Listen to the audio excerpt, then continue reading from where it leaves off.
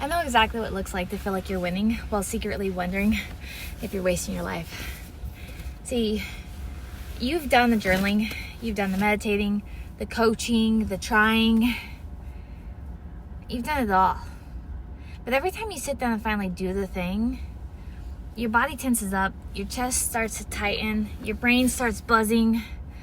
And I want you to know is you're not lazy, you're not broken, you're just in this loop. This loop. And a loop that looks like I should be doing something, but it feels like I have no idea where to even start. And this video, I want you to know, is not just content, it's actually a turning point specifically for you. And I'm going to be walking you through exactly why this is happening with you and what it means about your identity and how to shift it at the level where it actually lives at. This identity you want. And not just in your to-do list, but in your actual nervous system and your energetic field. So you ready? Let's get comfortable here. So this will be the moment where you stop spinning and you start shifting. So let's start with, no one else seems to say it out loud. So let's just say it. You can be smart, you can be talented, you can be experienced, you can even be intuitive and still feel completely and utterly stuck. And it's okay. You can have the entire day blocked out. The goals, the whiteboards, the rituals, and still somehow waste 5 hours watching other people live their dreams on Instagram and compare yourself the whole entire time. Yeah, it can happen. And you think, what is wrong with me? I want this so badly. I know what to do. Why can't I move? And why? I can just do 1, 2, 3. They did it. I can do it. What's going on with me? And that's the first lie you tell yourself. The one that you've been rehearsing unconsciously is that your inability to act must mean you are the problem. It's the first lie. But you're not the problem.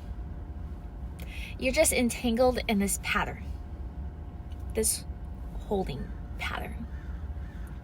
And the pattern is this.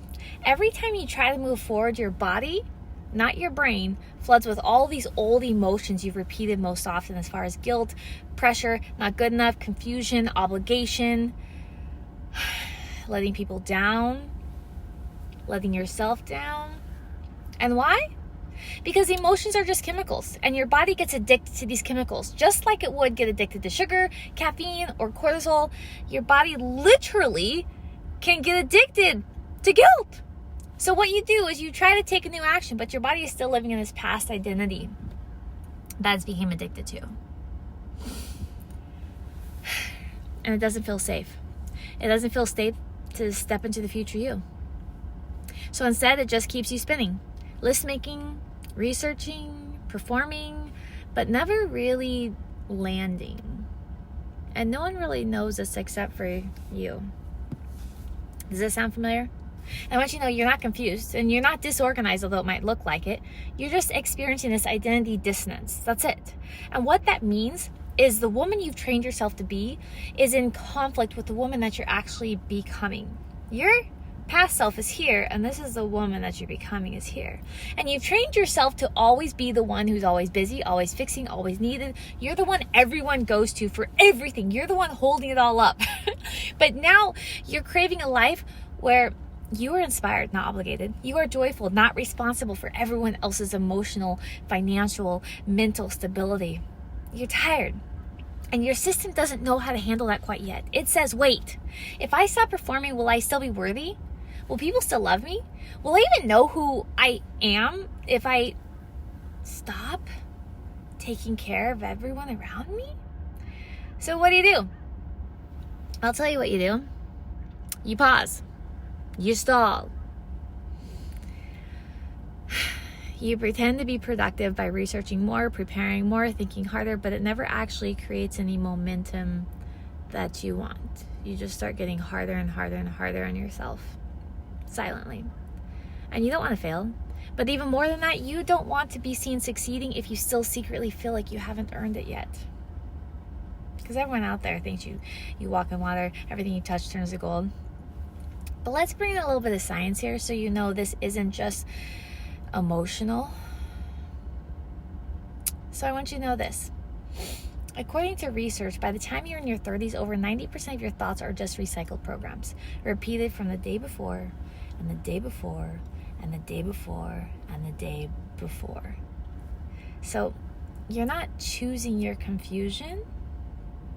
Your body wakes up remembering the confusion. Oh, I'm the girl who feels overwhelmed. Oh, I'm the one who has to earn her worth. Oh, I'm the one who needs to do it all before she can even rest. Oh, I'm the one who has to take care of everybody around me, whether they are asking me or expecting me to or not. I have to be the one holding it all up. And it's this neurological habit. It's a predictable chemical sequence is what it is. And so even when you consciously want something new, your body is still rehearsing this old here, and this is new, who you're becoming. And that's why you don't need another plan. You don't need another program. You need repatterning is what you need. See, you need to teach your body how to feel safe in clarity, how to feel safe in ease, how to feel safe in receiving, because right now it only feels safe in this pressure and in this panic mode. Fight or flight. So you need to sit down and work on your dream. Maybe a new offer, a book, a business idea, and immediately when you do that though, here's the issue. When you do that, guilt kicks in. Should I be helping my mom instead? Is this even gonna work? Am I being too selfish right now?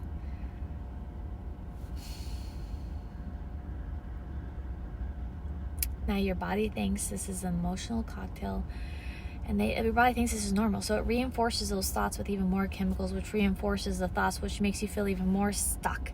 It's this cycle. You feel the guilt, you have more guilty thoughts, which makes you feel more guilty. So you feel more guilty, you have more guilty thoughts. And this is not a mindset issue.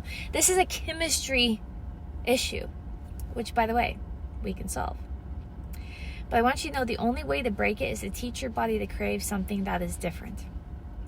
To stop rehearsing guilt and start rehearsing joy, stillness, certainty, joy, bliss, happiness, clarity.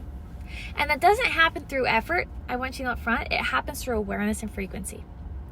Think of every emotion like a radio station in your car. Guilt, that's AM 620. Overwhelm, that's AM 930. Confidence, that's 98.1. Clear, powerful, and centered. So whatever you've been trying to get clarity, but your dial is actually turned to guilt. Guilt is all you can think and all you can feel. But clarity isn't found by thinking harder. It's received by tuning into a different emotional frequency, by tuning into the clarity channel. That's what you got to do. You can't listen to opera on the country station and vice versa. You got to listen to it on the station where it's at. And that frequency of clarity starts with the smallest decision. Not what should I do today, but instead, what's the next relieving thought I can believe in right now? What's the next thought that feels just a little better than where I'm in right now? And then when you have that thought, you just hold it for 17 seconds on a new emotional note, and immediately you can begin shifting your entire momentum to tuning into more clarity, more happiness, more joy, more ease, more bliss. And you don't get what you want by obsessing over it. You can actually hardcore in even more of the guilt and shame. You get it by becoming the version of you who no longer doubts that it's coming, who no longer feels the guilt, who no longer feels the pressure. And that version of you, I want you to know, it already exists. Just like the country station already exists, that version of you already exists. And she's already tuned into the station where the signal is very clear. You just have to stop changing the dial every single time doubt creeps in. You're getting to her, and all of a sudden, boom, you shift it back to guilt. You get it to her, and all of a sudden, boom, you shift back overwhelm. So the question is, how do you actually become her? That's what everyone wants to know. The version of you who moves with ease, clarity, confidence, joy, bliss, ecstasy, confidence. I already said confidence, but that's a good one. And here's the step by step. So grab a pen and paper out right now. Step 1 is awareness. Notice when you are in the old identity. And don't shame it when you're there. Just name it and say, this is the identity of overwhelmed me showing up. I'm tuned into that station. And number 2, interrupt the pattern. Whenever you feel that, close your eyes, inhale through your nose, exhale through your mouth, and do this about 10, 15 times. And what this does is it actually disrupts the chemical signal loop. And number 3, I want you to invoke your future self and ask this question. Whenever you do this, I want you to ask, what does the future version of me who already has all this, what does she believe about herself today? So you're going to interrupt it and then replace it with a new thought. And number 4, embody her now. I want you to sit like her, speak like her, choose to be her, and act like her, even just small ways. Even just in your head. And your nervous system starts to accept this as a new identity and starts to see it as safe. And number 5, I want you to anchor it with one aligned action. Not just from work, but from actually energy. Not from urgency, but from joy and bliss. And this is not woo-woo. This is neuroplasticity. This is how the brain literally rewires. So I want you to think to yourself, what would this new version of me do next in this moment? Brush your hair. Call a friend. What would she do in this next moment? And I want you to understand, this confusion, this stillness, this restlessness, this shame, it's not failure. It's just this calibration period. I want to reiterate that from where you're at to where you want to be. You're not stuck. You're just willing. You're just trying to do this new rewiring. That's all it is. And so every single time you do this process where you recognize it, pattern interrupt, and replace it, you're literally rewiring your brain. And the fact that you're even watching this and that you're asking better questions means your shift has already started happening. Otherwise, we wouldn't be here today. Period. And let that be enough for today, by the way. Let the fact that you and I are here talking be enough, attaboy.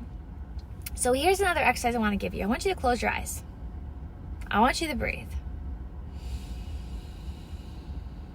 Now bring into your awareness a version of you who feels free, not busy, not proving, not fixing, just free. I want you to feel her breath pattern and actually breathe like her posture, her tonality.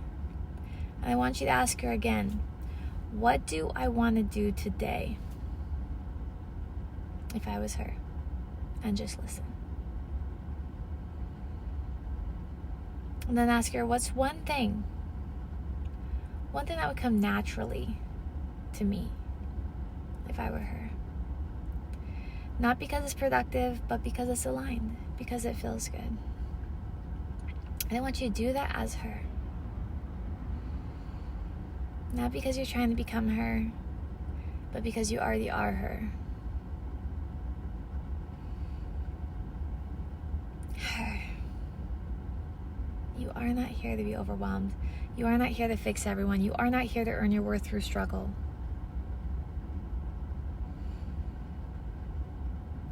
You are here to create, to receive, to expand, to lead. And you don't get there by proving. You don't get there by remembering the old past self. You're not the girl who's behind. You're the woman who is becoming. And you're right. You're right on time.